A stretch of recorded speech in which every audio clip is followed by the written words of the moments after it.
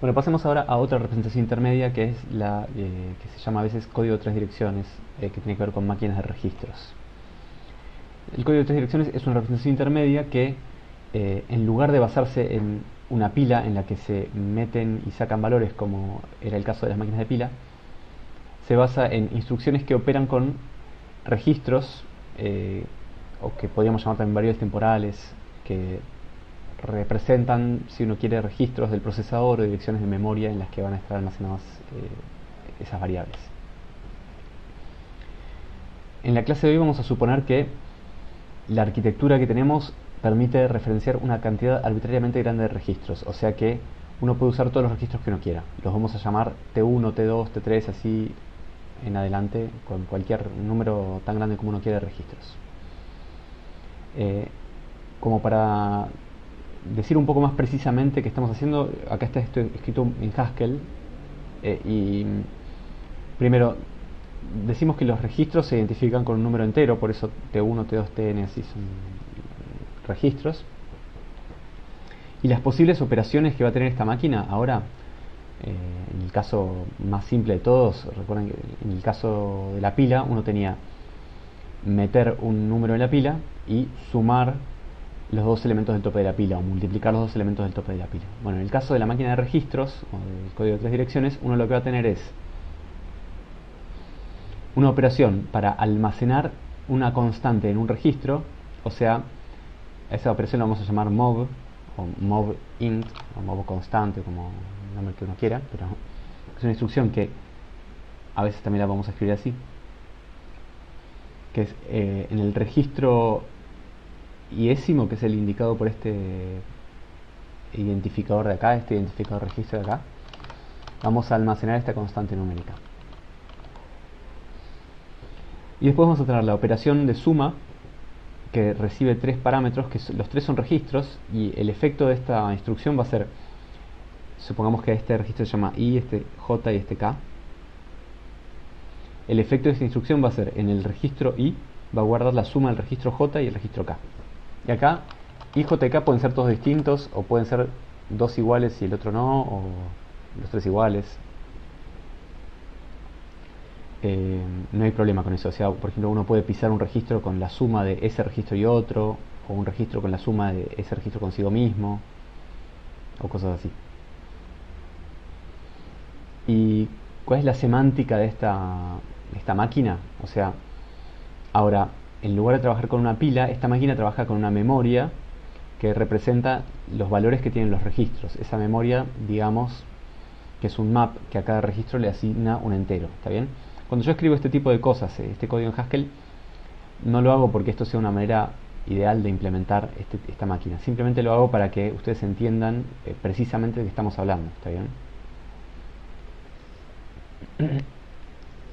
Entonces una memoria es un map que a cada registro le asocia un valor, que es un entero.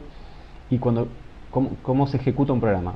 Ejecutar es una función que recibe una lista de instrucciones, o de estas operaciones de acá, una memoria, y la modifica y devuelve la memoria como quedaría después de haber ejecutado todas estas instrucciones. Si ejecutamos el programa vacío sobre una memoria M, esto devuelve la memoria M intacta. Si ejecutamos la operación movint in sobre una memoria n y después el programa sigue, lo que vamos a hacer es, bueno, acá movint in significa que en el registro i vamos a guardar el valor n, entonces vamos a insertar en la memoria, en la clave i, el valor n, y vamos a seguir ejecutando el resto del programa.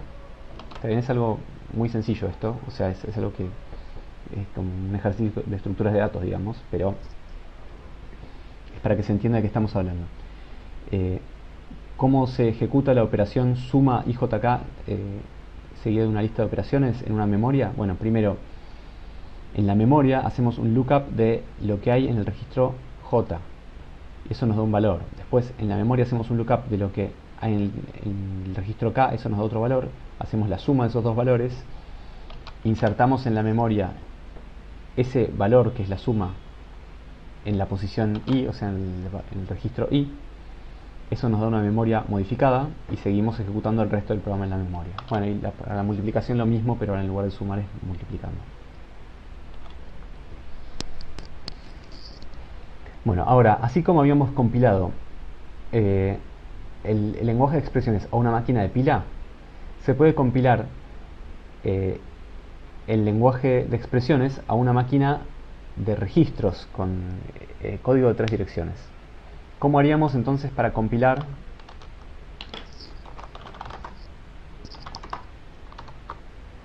ese lenguaje de expresiones?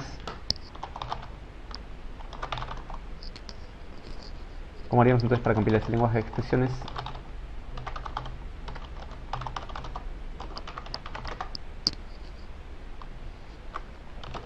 que tiene la constante entera o la suma de dos expresiones o el producto de dos expresiones? ¿Cómo compilamos esa expresión a una lista de operaciones de la máquina de registros, donde ahora las operaciones de la máquina de registros son la operación mover una constante a un registro, o sumar estos dos registros y guardarlos en este registro, bueno, o multiplicar de acá un registro, dijimos que era un entero. ¿Cómo compilamos? Bueno, no es tan fácil esto ahora, porque si ustedes lo piensan, supónganse que quieren compilar la expresión que es la suma de la multiplicación de la constante 3 y la constante 4, y por otro lado la multiplicación de la constante 5 y la constante 8. Eso sería algo así como 3 por 4 más 5 por 8, ¿no? Quiero compilar eso. ¿Cómo hago para compilar esto? Bueno, no sé.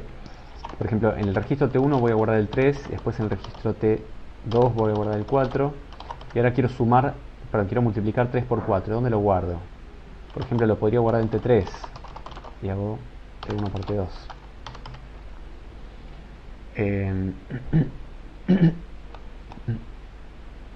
Y ahora quiero multiplicar 5 por 8. Entonces, no sé, quizás podría ir agarrando siempre un número de registro nuevo. En T4 guardo 5, en T5 guardo 8, en T6 guardo T4 por T5, y ahora en T3 tengo esto, y en T6 tengo esto, y ahora quizás podría hacer en T7 hacer T3 más T6. También fíjense que en cada instrucción yo solamente hago una sola operación, porque es las instrucciones que estoy escribiendo acá son estas instrucciones de acá arriba. No puedo acá escribir algo así.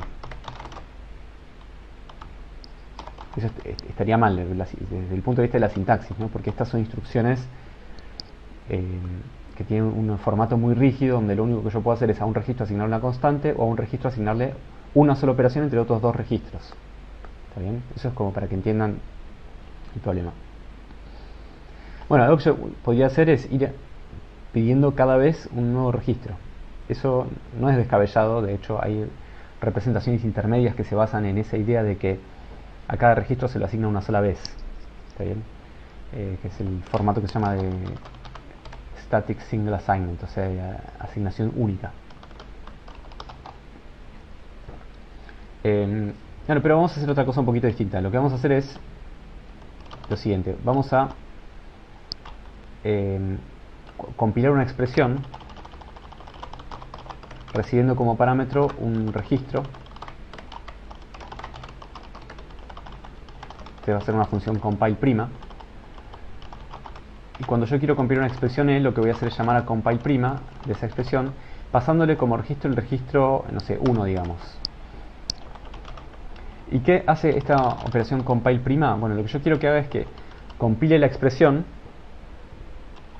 y lo que yo voy a suponer es que si yo compile prima de i, de una expresión n voy a poner un número más concreto, 7. Entonces yo tengo los registros T1, T2, T3, T4, T5, T6, T7, T8, T10. Cuando hago compile prima de 7e, eso significa que los registros T1 a T6 yo no los voy a tocar, porque voy a suponer que están ocupados con otras cosas que yo no puedo pisar. Entonces no los voy a tocar. Ahora, los registros de 7 en adelante voy a suponer que están libres. Voy a usar los registros de 7 en adelante, y cuando haya terminado de hacer eso, en el registro 7 va a quedar el resultado de evaluar la expresión. Y los demás registros de mayores que 7 van a quedar libres de vuelta para que él nos pueda pisar. Entonces fíjense que esto es medio parecido a una pila, ¿no? Porque si uno entiende los registros como una pila, donde este es el fondo de la pila y voy apilando cosas hacia la derecha,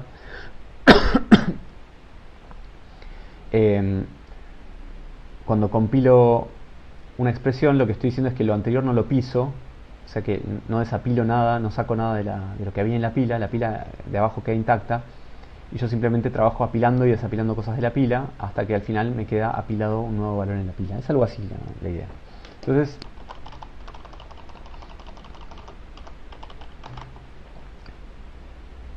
hagamos la definición de la función compile prima.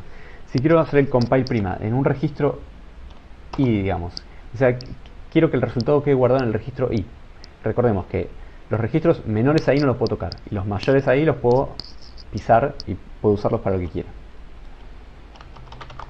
Si voy a compilar una expresión constante x, ¿cómo guardo el valor de la expresión constante x en el registro i?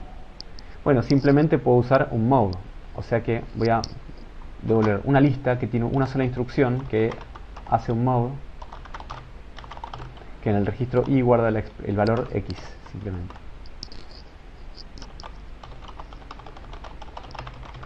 ¿Cómo compilamos la suma de la expresión E1 con la expresión E2?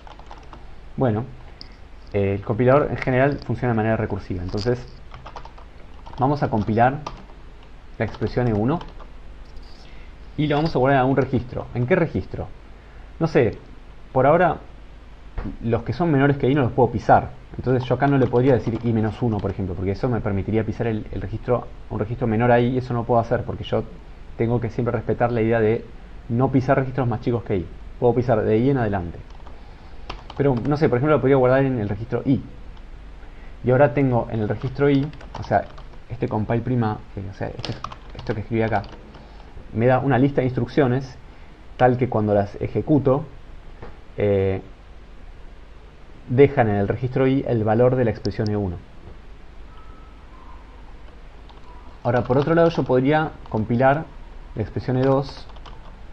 ¿Y qué pasa si la guardo en el registro i? Bueno, si yo este es un programa, o sea, una lista de instrucciones, este es otro programa, o sea, otra lista de instrucciones. Si yo concateno estas dos cosas, tengo un programa que calcula el valor de la expresión E1 y lo guarda en el registro i, y ahora calcula el valor de la expresión E2 y lo guarda en el registro i, y bueno, acá pisé el valor que tenía guardado en el registro i de la expresión E1, entonces acá perdí el valor que me interesaba. Entonces acá lo que voy a hacer es esto: voy a compilar E2 guardando su valor en el registro i+1 para no pisar el valor del registro E1. Entonces ahora, cuando haya ejecutado todas esas instrucciones que están en estas dos listas concatenadas, en la concatenación de todas las instrucciones que obtuve, en el registro i tengo el valor de E1, en el registro i+1 tengo el valor de 2, y ahora ya está, puedo aplicar la suma para sumar el valor del registro i con el valor del registro i+1 y guardarlo a donde yo quería, que era el registro i. Entonces voy a poner una última instrucción, que es la operación add,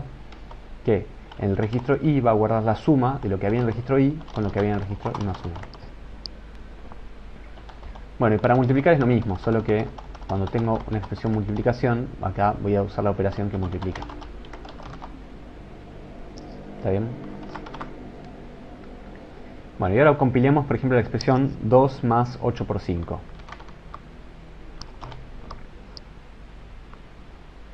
...2 más 8 por 5... Primero tengan en cuenta que esto es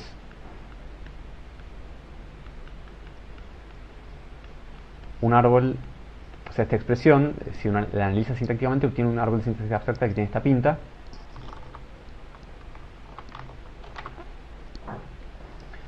Entonces lo que vamos a hacer es, vamos a compilar primero 2 y guardarlo en el registro 1. Ahora vamos a compilar esta expresión de acá y guardarla en el registro 2. ¿Cómo hacemos eso? Bueno, empezamos por compilar la expresión 8, o sea que 8 la guardamos en el registro 2, 5 la guardamos en el registro 3, y ahora queremos calcular el producto de estas dos cosas que están en el registro T2 y T3 y guardarlas en el registro T2. Entonces T2 es el producto de T2 por T3.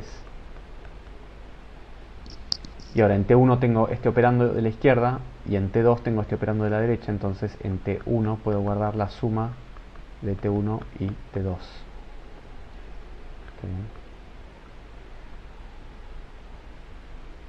Entonces este es un código de 3 direcciones que cuando uno lo ejecuta evalúa esta expresión y guarda su resultado en el registro T1.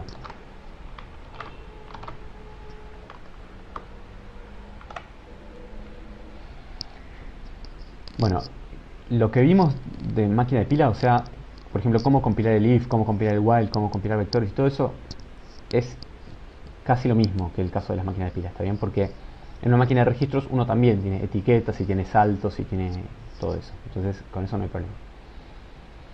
Pero hay una diferencia que es importante, digamos, hace que una dificultad casi para las máquinas de registros, que tiene que ver con las definiciones y lo llamamos a las funciones.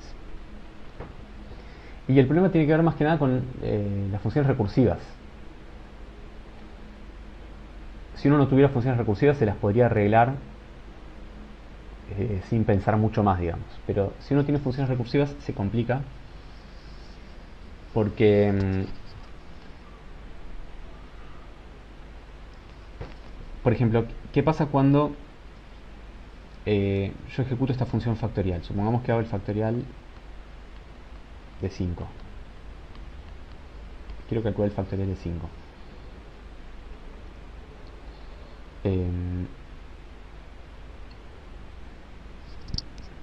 Bueno, cuando quiero calcular el factorial de 5 no es 0, así que entro en esta rama. Y ahora voy a calcular el factorial, o sea,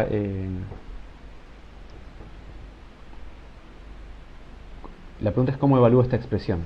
Esta expresión, supónganse que hace algo así como esto. En T1 guarda n, que es el parámetro. En T2 guarda el llamado recursivo, como corresponda, está bien. O sea, acá voy a emitir código que va a hacer esto. Y ahora multiplica. En T1 guarda T1 por T2.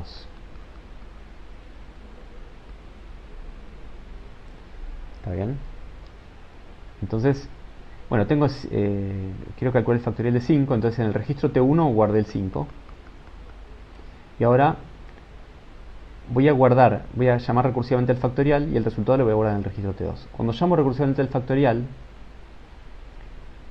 de 4, ahora T1 lo voy a pisar con 4. Entonces T1 lo pisé con 4.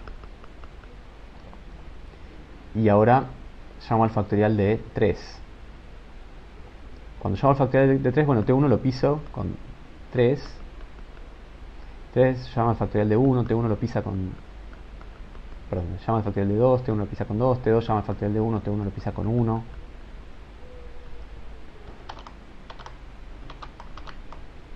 T1 lo pisa con 1. Ahora el factorial de 1 llama al factorial de 0. Bueno, el factorial de 0 devuelve 1. Supongamos que eso anda todo bien.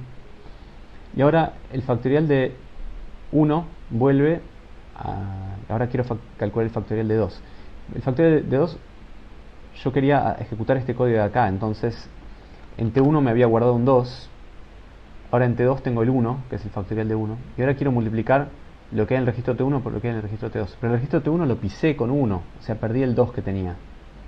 Entonces ahora calculo 1 por 1 y digo que el factorial de 2 es 1. Eso está mal, ¿no? Y ahora vuelvo.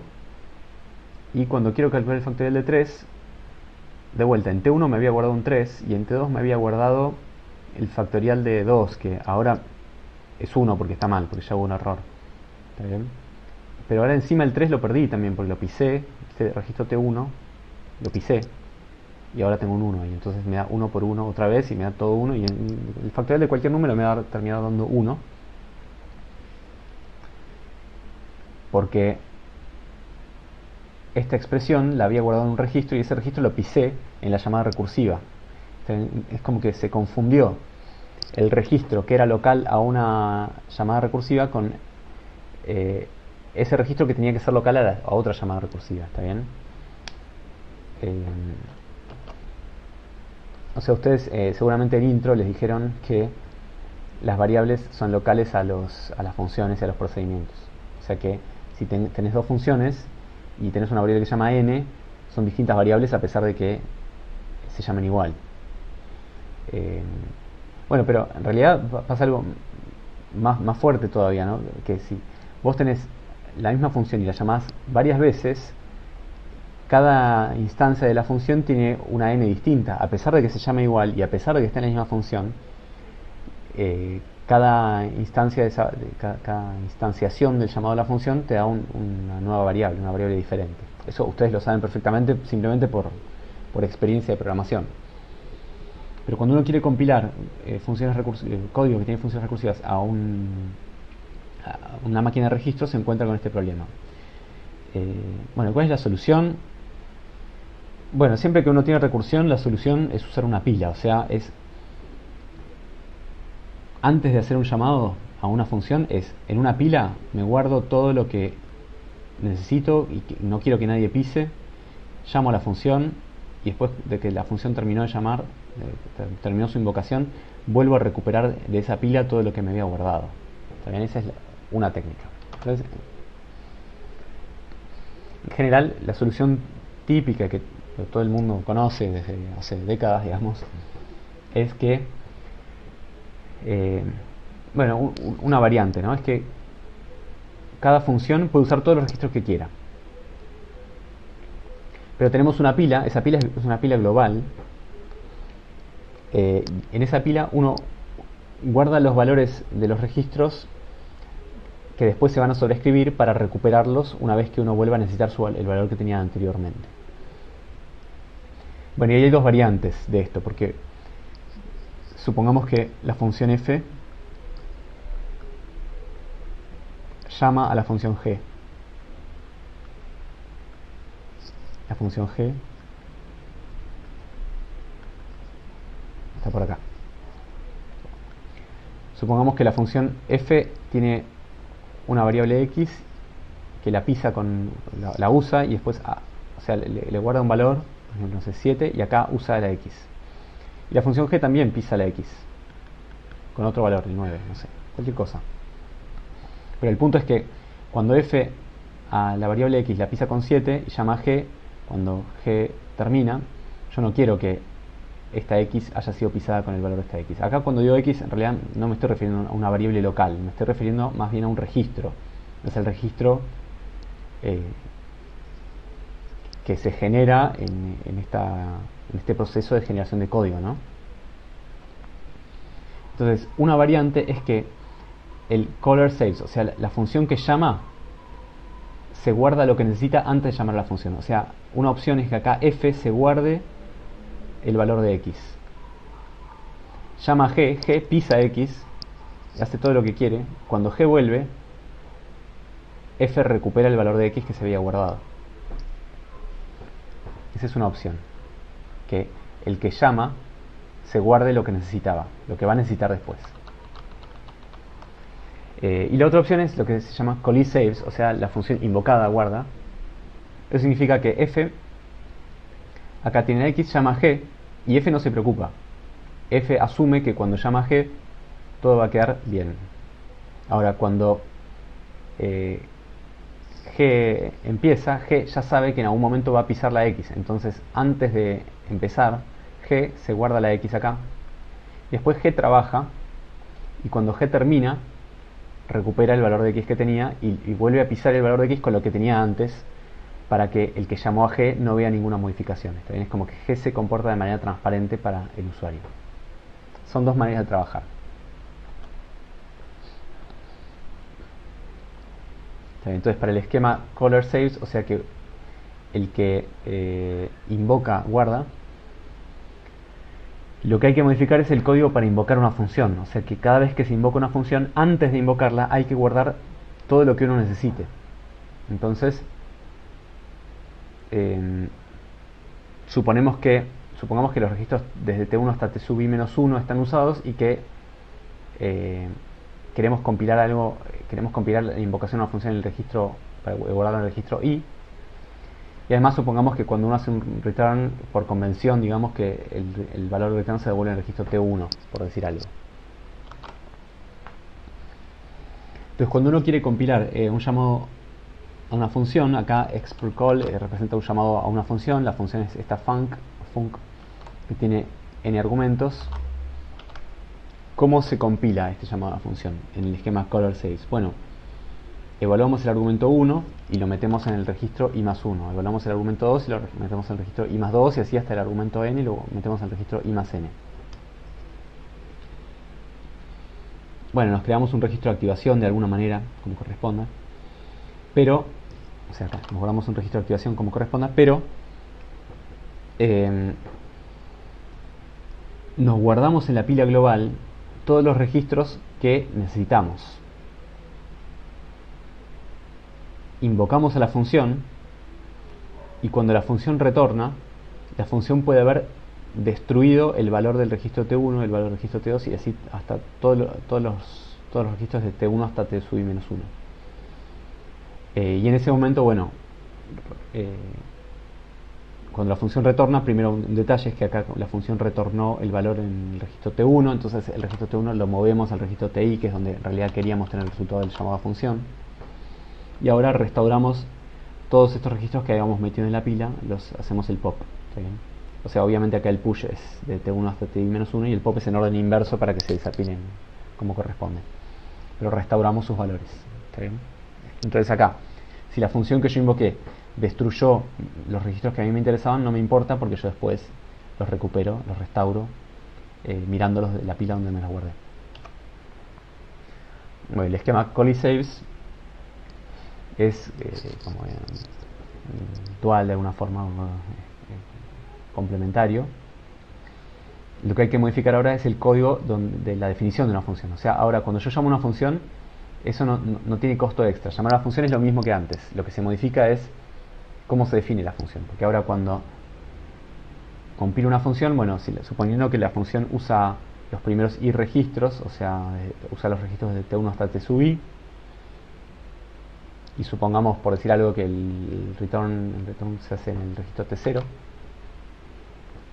Entonces ahora, una función, cuando quiero compilar la función, bueno, pongo la etiqueta donde empieza la función, y ahora lo primero que hace la función es guardarse en la pila global todos los registros que va a pisar. Bueno, evalúa el cuerpo y todo lo que corresponda. Se guarda el valor de retorno en un registro, en el registro T0, que es donde se va a retornar. Y ahora, antes de hacer el return, se restauran todos los registros que la función quizás modificó. O sea, quizás puede ser que la función no los haya pisado, pero un esquema típico es esto, es guardar todos los que se pueden llegar a pisar y después restaurarlos. A veces el compilador quizás puede hacer algo más eficiente o que desperdicie menos memoria, digamos, pero bueno. Perdón, antes de seguir con una cosita que viene a continuación, quiero decir que el esquema color saves y el esquema call saves a veces se combinan de manera híbrida. O sea, por ejemplo, si uno tiene 32 registros, quizás 16 registros se reservan para que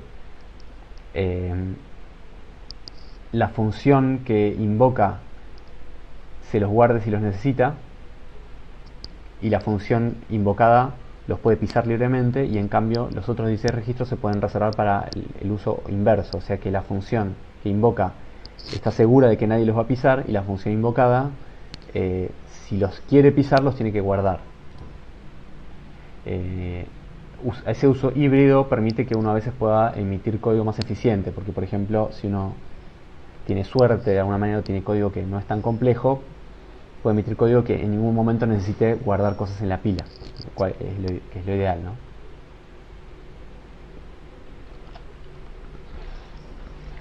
Bueno, pasemos a otra cosita es como una técnica asociada a la compilación para código de 3 direcciones, o sea, para máquinas de registros, que es lo que se llama el número de Ershov. La idea es que uno quiere usar la menor cantidad de registros posibles, digamos. Una cantidad de registros posible. Entonces, si uno tiene una expresión que está, llamémosla E a esta expresión, está formada con constantes, variables y operadores binarios. Los operadores binarios podrían ser, por ejemplo, la suma y el producto, o podrían ser otros. Cualquier operador, digamos. El número de Ershov se define como la mínima cantidad de registros que se necesita para calcular el valor de la expresión E usando código de tres direcciones. O sea, solo lo único que podemos hacer es a un registro asignarle una constante numérica, o a un registro calcular la operación que sea con otro registro. Esas son las únicas dos cosas que podemos hacer. Bueno, entonces, por ejemplo, esta expresión x más y por z la podemos calcular de dos maneras. Veamos cómo.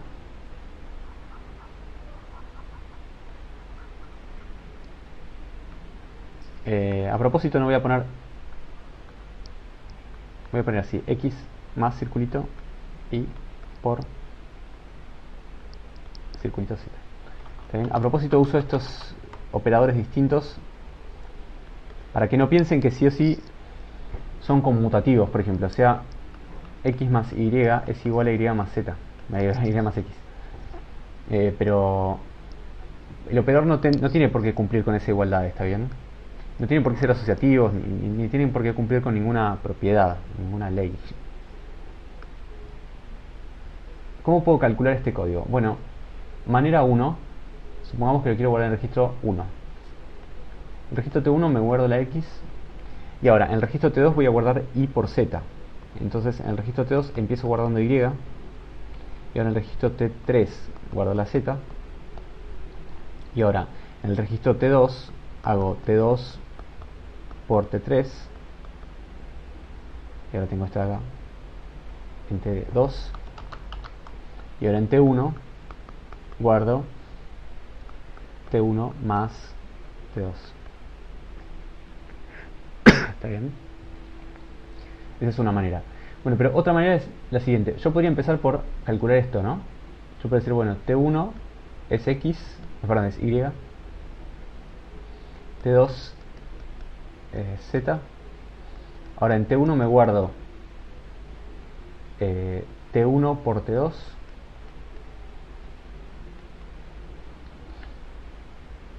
y ahora fíjense que T2 está libre porque ya Z lo usé y no lo necesito más.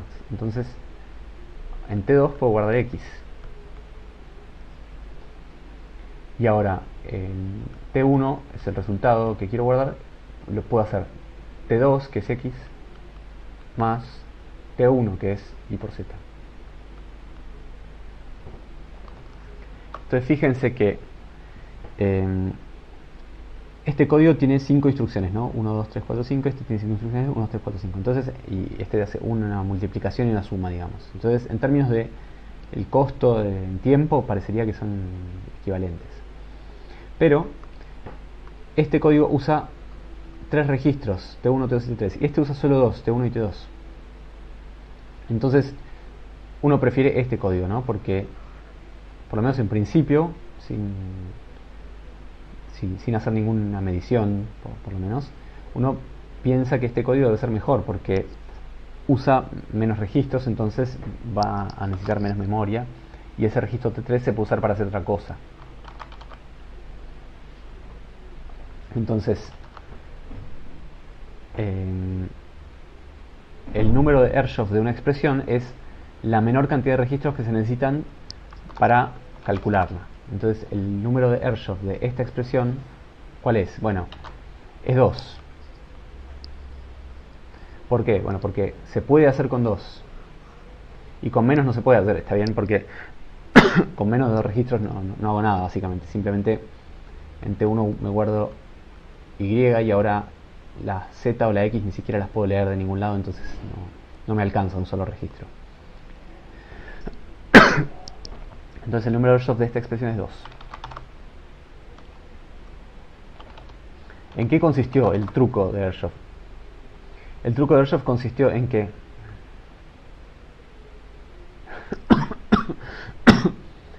fíjense que calcular esta expresión necesita un registro. Y calcular esta expresión usa dos registros. Entonces, ¿qué pasa si yo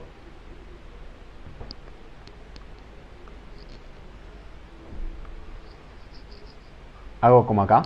O sea, como a la izquierda. Calculo primero la de la izquierda y después la de la derecha. Bueno, si calculo primero la de la izquierda y después la de la izquierda usa un registro. Y ahora ya está ocupado. O sea, acá tengo los registros, ¿no? Calcular X usa un registro y ahora este registro está ocupado. Y ahora calcular Y por Z usa dos registros y ocupa este de acá, pero en definitiva termina usando tres. En cambio, si yo empiezo calculando Y por Z, esto usa dos registros y ahora ocupa este de acá. Ocupa uno, pero usa dos durante su ejecución, pero termina ocupando uno al final. Y ahora cuando quiero calcular la X usa un solo registro, entonces en total en ningún momento usé más de dos registros. Y acá sí, usé tres en algún momento. Entonces la idea de Ershov es que cuando uno tiene un operador binario, incluso podría ser eneario, está bien. Lo que conviene es empezar calculando el argumento que usa más registros, porque después todos esos registros que usó se pueden como aprovechar, digamos. No sé si estoy tratando de transmitir una intuición, pero no sé si lo puedo hacer.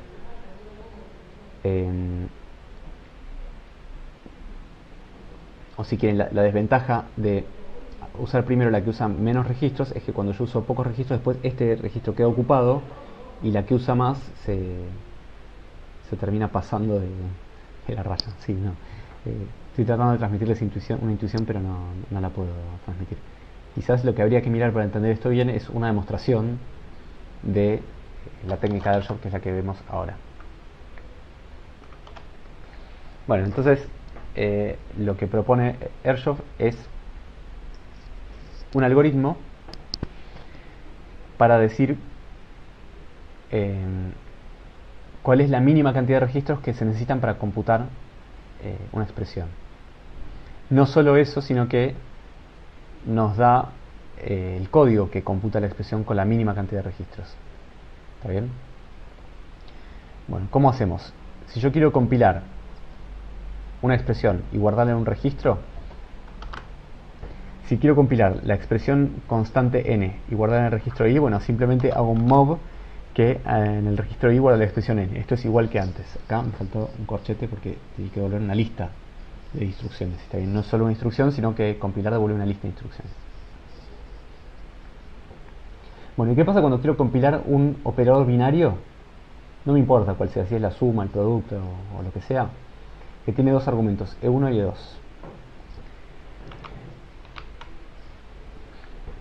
Bueno, lo que voy a hacer es, me voy a fijar cuántos registros usa E1, cuántos registros usa E2 y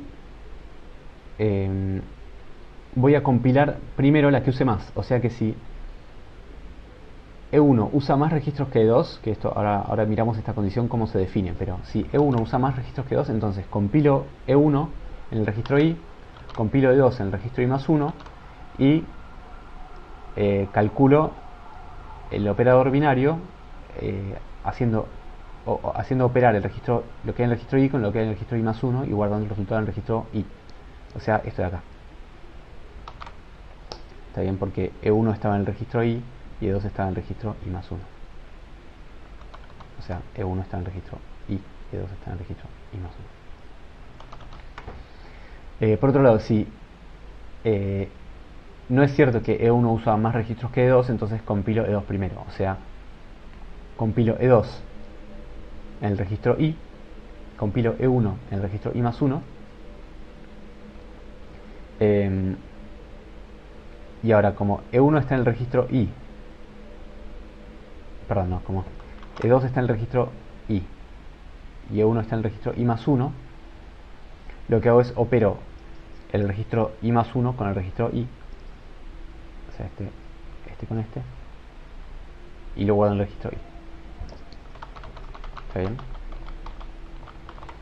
Bueno, ¿y cómo veo si E1 usa más registros que E2? Bueno, recursivamente compilo E1 y compilo E2 y me fijo cuál usa más registros, donde esta compilación, por hipótesis inductiva, digamos que es óptima, o sea que usa la menor cantidad de registros posible.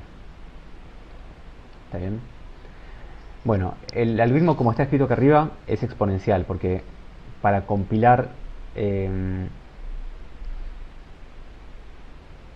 esta expresión tiene que, o sea, para compilar una expresión tiene que, para que compilar todas sus subexpresiones. ¿Está bien? O sea, para compilar E1 más E2, tengo que primero compilar E1 para ver si E1... tengo que primero compilar E1 y compilar E2 para ver si E1 usa más registros que E2. Y una vez que hice eso, vuelvo a compilar E1 y vuelvo a compilar E2. ¿Está bien? Fíjense que acá yo estoy compilando E1 y compilando E2 y después acá vuelvo a compilar E1 y acá vuelvo a compilar E2. Bueno, eso obviamente se puede evitar. Con un poco de inteligencia se puede evitar. Yo acá no lo estoy evitando simplemente por una cuestión de que el algoritmo no quede tan complicado y se puede entender lo que está haciendo, pero se puede hacer lineal. ¿Está bien? Bien. Bueno, y lo último de la clase es un comentario sobre cómo se compila el case, o trucos y técnicas para compilar el case. Entonces, vamos a suponer que tenemos que el lenguaje de alto nivel que queremos compilar tiene una estructura de control del estilo case o switch de números enteros, digamos. ¿Está bien? O sea, uno hace switch n es un número entero, o sea que puede ser negativo, positivo, arbitrariamente grande. Y después uno tiene una serie de ramas que dice, si n es igual a x1, ejecuto el bloque 1, si n es igual a x2, ejecuto el bloque 2, si n es igual a xn, ejecuto el bloque n, y si no pasa ninguna de las cosas anteriores, ejecuto un bloque default. ¿Está bien?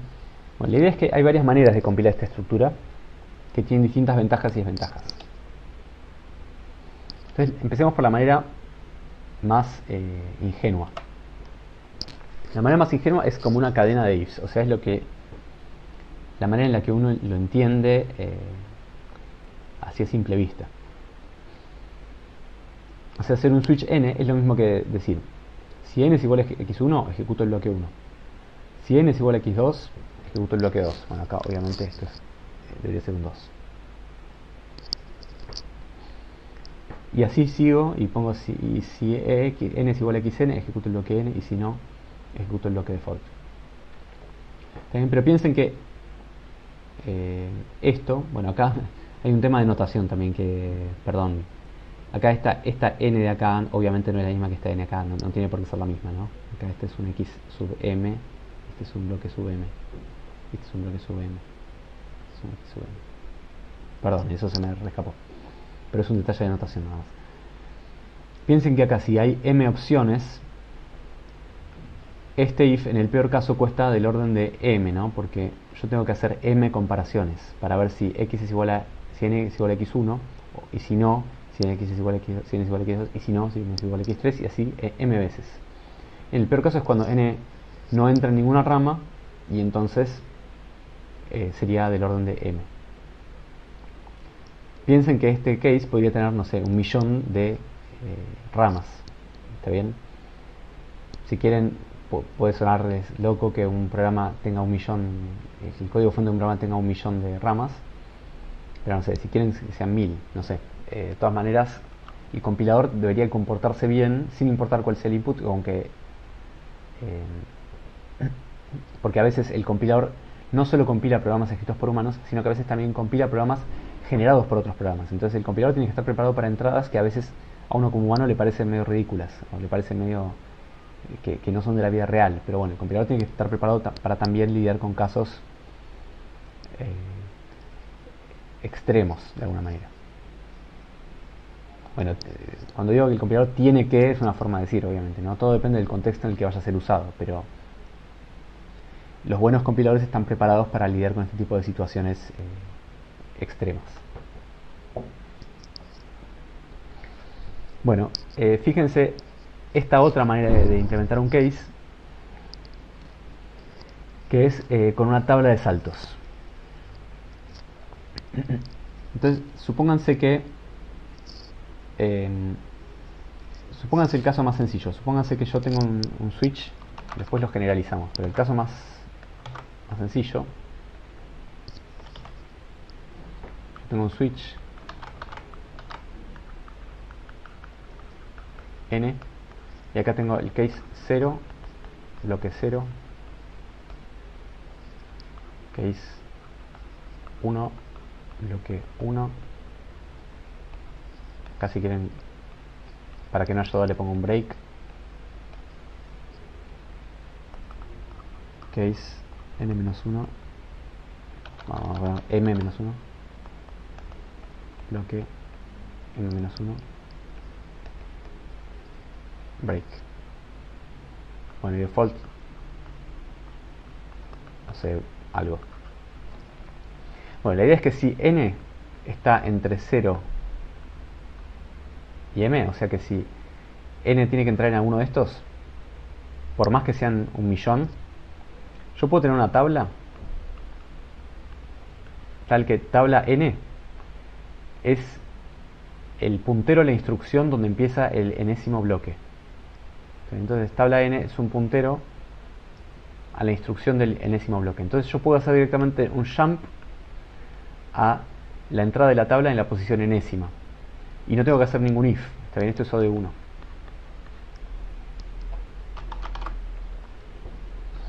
Bueno, acá está escrito un poco más en general porque uno lo puede hacer, aunque supónganse que estos números que acá yo enumeré desde 0 hasta m-1, supónganse que ni siquiera son consecutivos, se puede ver agujeros en el medio, y supónganse que el primero no es el 0, sino que es un número que llamamos A, que es el mínimo de todos los valores que hay acá, y B es el máximo de todos los valores que hay acá.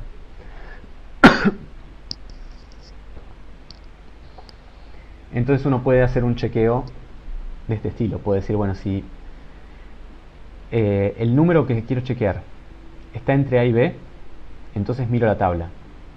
Y si no está entre A y B, salto al caso default. Acá voy a tener código para el bloque 1, código para el bloque 2, código para el bloque N. Cada uno de los bloques ejecuta su correspondiente código y después salta a una etiqueta al final de todo para terminar esta estructura. Y acá hay una etiqueta default. ¿Está bien? Lo que falta decir es cómo se inicializa esta tabla. Bueno, la tabla, fíjense que la tabla ahora se indexa no por n, sino por n menos a. ¿Por qué?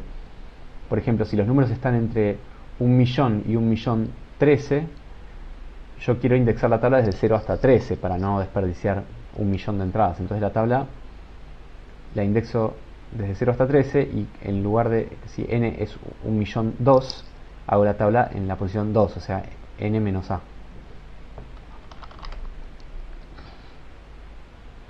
Bueno, y la tabla se inicializa de tal forma que los x sub i que están contemplados en el switch se inicializan con el puntero a la instrucción del iésimo bloque. Y los elementos que están en el rango AB pero que no están contemplados en el switch se inicializan con la etiqueta default, para que si yo tengo un n que está en el rango pero no es uno de estos, salte también al bloque default. ¿Está bien? Entonces la ventaja de esto es que eso de 1, ¿está bien? Porque hacer esta comparación es O de 1 y acá el acceso a esta tabla es O de 1. ¿Está bien? Bueno, pero ¿qué desventaja tiene esto? Bueno, la desventaja es que si acá yo tengo, por ejemplo, un switch n, tengo case 0 y acá abajo tengo case 1.000.000, este case tiene solo dos elementos.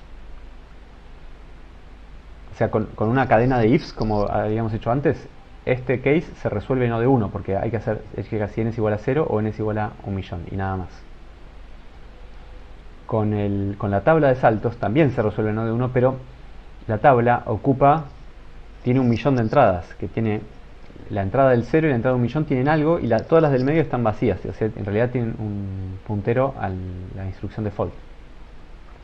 Entonces, la tabla de saltos desperdicia un montón de espacio cuando las entradas no están juntas. Entonces, lo que a uno le gustaría es combinar estas técnicas de alguna manera.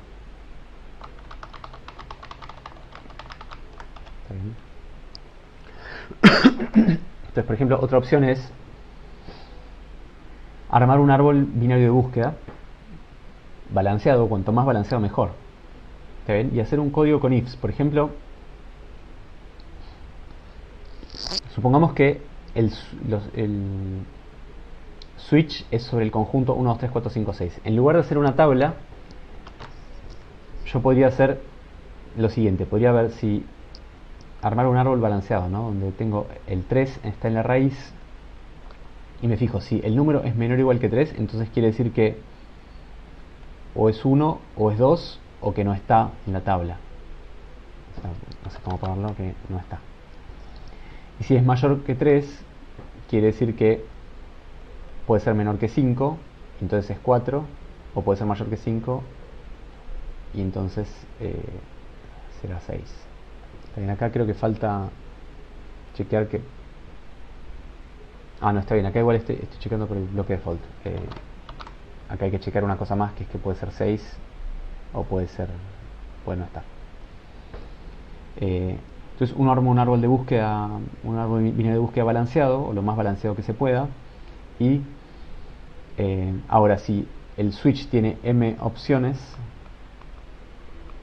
el costo es del orden de logaritmo de m.